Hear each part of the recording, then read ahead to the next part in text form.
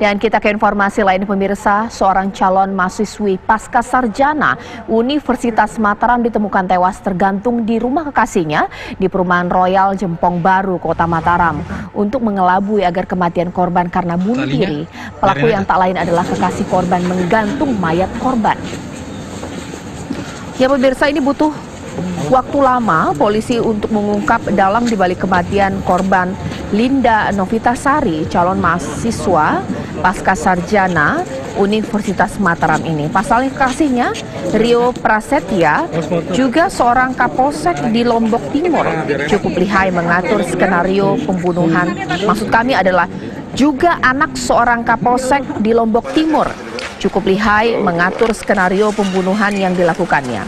Tersangka Rio yang merupakan anak seorang kapolsek di Lombok Timur ini tega membunuh kekasihnya karena kalah setelah terlibat cekcok dengan kekasihnya saat ini tengah mengandung.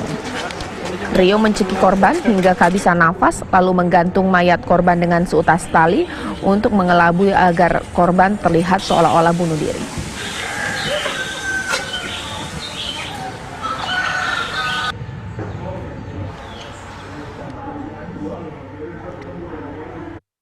Melalui hasil visum otopsi menyampaikan patut diduga korban sedang hamil. Jadi selesai dicekik, korban tidak sadar lemas, kemudian pelaku kebingungan sehingga ngambil skenario di jalan. Ya, untuk memperbarui informasi ini saya akan berbincang dengan Kombes Pol Guntur Hedi Trianto, Kapolresta Mataram. Selamat malam Pak Guntur. Ya, selamat malam Pak Guntur. Pak Guntur, selamat malam. Ya pemirsa, seperti yang saya sampaikan di awal bahwa ternyata peristiwa tersebut adalah upaya yang dilakukan oleh pelaku untuk mengelabui bahwa kekasihnya tersebut meninggal dunia selayaknya bunuh diri. Itu yang membuat pelaku menggantung tubuh atau mayat dari korban tersebut sehingga kemudian terlihat seakan-akan bunuh diri. Padahal tersangka atau juga pelaku bernama Rio tersebut akibat cekcok membunuh atau mencekik korban tersebut.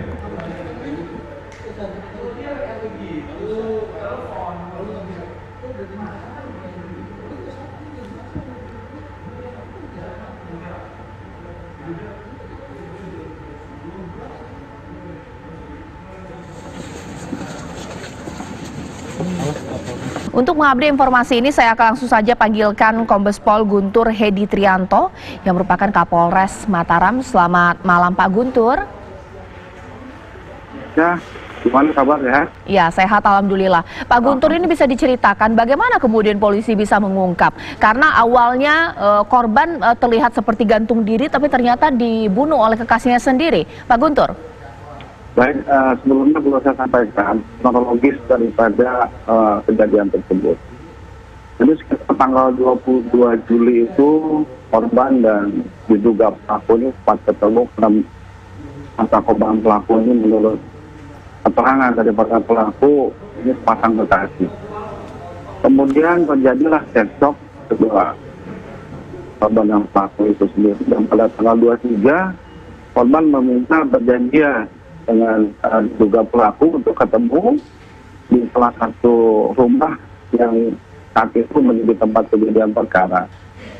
Tanggal 23 terjadi cekcok antara pelaku dengan inisial RP, ya, merupakan mahasiswa di salah satu universitas, dengan korban dengan inisial LN, pasca sarjana di Mataram.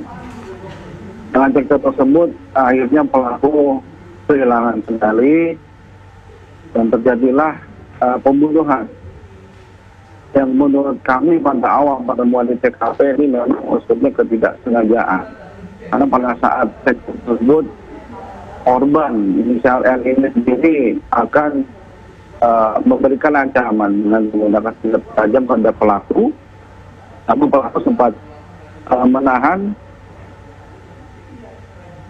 tangan korban dan akhirnya pelaku tampak menyadari mencekik leher korban sampai akhirnya korban terjatuh dan lemas. Nah, kondisi tersebut pelaku merasa panik, akhirnya mencoba mencari ataupun menghilangkan jejak polisi tersebut dengan cara menggantung korban LN di rumah pelaku itu sendiri. Pada tanggal 25, itu kejadian tanggal 23 sekitar 17.00. Kemudian pada tanggal 25 kami dapat laporan adanya temuan mayat gantung diri. Lokasinya sama dengan apa yang disampaikan oleh terduga pelaku. Di situ kami coba melakukan olah TKP, yang mana dalam pelaksanaan olah TKP kami menemukan beberapa keganjilan, kejanggalan. Di situ kami melakukan terus penyelidikan. Ini pembunuhan ataukah memang ini kasus bunuh diri. Kami coba mendekati keluarga untuk melakukan otopsi, tapi pada saat itu keluarga tidak berkenan untuk melakukan otopsi. Akhirnya jenazah dimakamkan. Dari hasil penyelidikan, terus kami komunikasi dengan pihak keluarga. Dari kecurigaan kami yang peroleh dari saksi-saksi yang sudah kita kumpulkan, sebanyak kurang lebih 23 saksi kami periksa. Kami padukan dengan hasil olah TKP dan alibi-alibi yang ada. Nah, barulah tanggal 28 keluarga bersedia untuk dilakukan otopsi. Di otopsi kami laporkan bahwa ditemukan adanya dugaan kematian korban itu sendiri karena diduga karena cecekan. Karena ada patahan dari leher korban. Nah, dari situ kami melakukan pengembangan. Pelaku-pelaku yang kami curigai akhirnya mendudukan kepada salah satu pelaku yang tidak lain adalah kekasih korban itu sendiri. Tanggal 8 kami lakukan pemeriksaan dan pelaku pun mengakui perbuatannya tersebut. Pak Guntur, benar bahwa korban tersebut sedang hamil? Nah, ini untuk kepastiannya masih kami menunggu hasil daripada forensik. Namun menurut pemeriksaan kami di penyidikan pada pelaku bahwa awal mula pertengkaran ini karena memang kondisi saat itu korban dalam keadaan hamil. Ini yang menjadi percakapan di antara mereka. Ancaman hukuman untuk pelaku, Pak, seperti apa? Jadi untuk pelaku ini kami kenakan pasal 338 KUHP, disubsidiarkan dengan 351 ayat 3 ancamannya.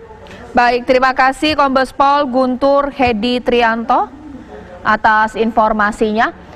Dan pemirsa, ini sesuai apa yang saya sampaikan di awal bahwa ternyata apa yang disampaikan Presiden Joko Widodo dalam pidato kenegaraannya justru menuai pro dan kontra. Ada beberapa pihak yang mengatakan cukup bagus pidato tersebut yang disampaikan oleh Presiden Jokowi, tapi ada juga menyayangkan karena banyak hal yang tidak disampaikan, diantaranya adalah mengenai kondisi permasalahan hukum, apalagi akhir-akhir ini banyak sekali Indonesia dicoreng mengenai penegakan hukum yang terjadi, terutama mengenai bagaimana buronan-buronan kelas kakap belum bisa ditangkap. Sesaat lagi pemirsa di Apa Kabar Indonesia Malam.